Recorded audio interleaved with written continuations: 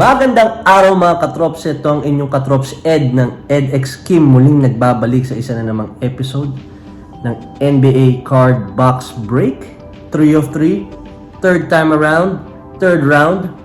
Sa unang episode nakita nyo ang Panini Donruss, second one was the Panini Contenders, and this time around mga katrops, bubuksan natin ay ang Panini Select na si Anthony Edwards ang nasa face ng box. I purchased this from eBay for $50, so more or less around 2,500 pesos ang resale price niya ngayon. So mas mahal siya dun sa huling dalawa nating binuksan. And last time, ang nakuha natin dun sa Panini Contenders was the Game Night Jamorant, Tatum, a rookie jersey card ni Naismith, and some red parallels. So nothing major. Naghahanap pa rin tayo ng talagang big hit, and alam naman natin medyo mailap yun. So hopefully mas maswerte tayo ngayon. Ika nga nila, paswertihan ng bunot, paalaliman ng hugot. So samahan nyo ako, sabay-sabay nating tingnan kung makaka big hit tayo this time. So this is the Panini Select, 4 cards per pack, 6 packs per box, so in a total of 24 cards. Okay mga katrops, umpisa na natin ang pagka-card break. So this is the Panini Select, Anthony Edwards.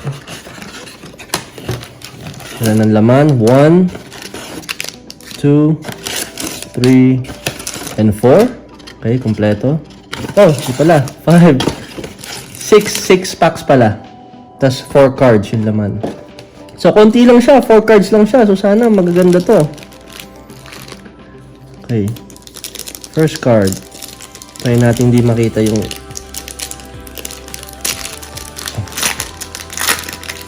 There you go. Okay. So, ganito ang itsura mga katrops ng Panini Select ng mga trading cards. So, rookie card, Kenyon Martin Jr. ng Houston Rockets. So, not bad. Sabonis ng Pacers. Okay, Marcus Smart ng Celtics. And the last one, LeBron James ng Lakers. So, King James, nakuha natin. Okay, not bad. Not bad for the first pack. Second pack.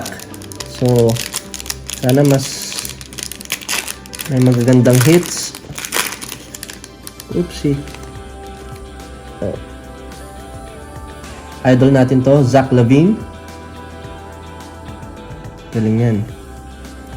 Rookie card, Devin Vassell ng Spurs.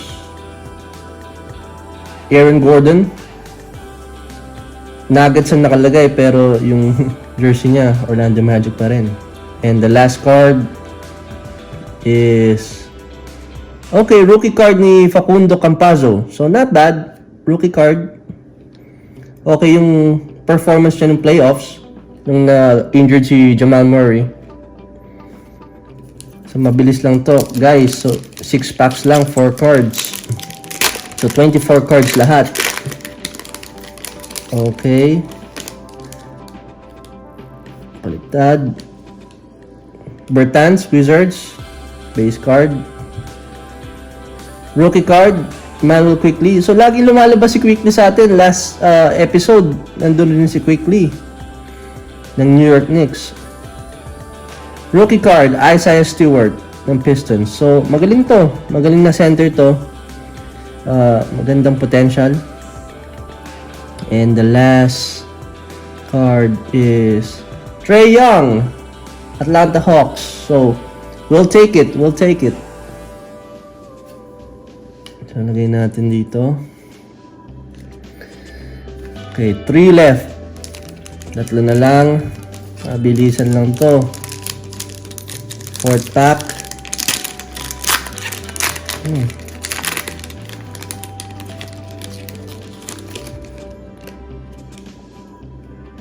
Kristaps. Sayang tong player na to, laging injured. Zion Williamson, okay. John Collins, Atlanta Hawks. So, magaling din to, magandang potential din. Sila ni Trae Young sa Hawks.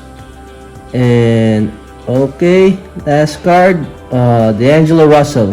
Nakita ko na yung Timberwolves, kala ko si Anthony Edwards, mga katrops. So, this is a D'Angelo Russell numbers card. So, kakaiba yung tsura niya compared sa mga huling card na nabunot natin. Okay. 5 of 6.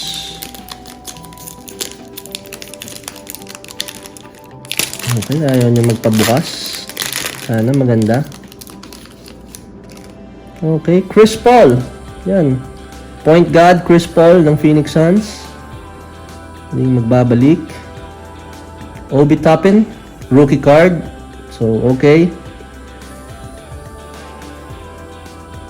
Bam Adebayo ng Heat. And the last one would be RJ Barrett, New York Knicks. Okay, okay. Pwede na. And last one, mga katrops. Last one. Oopsie.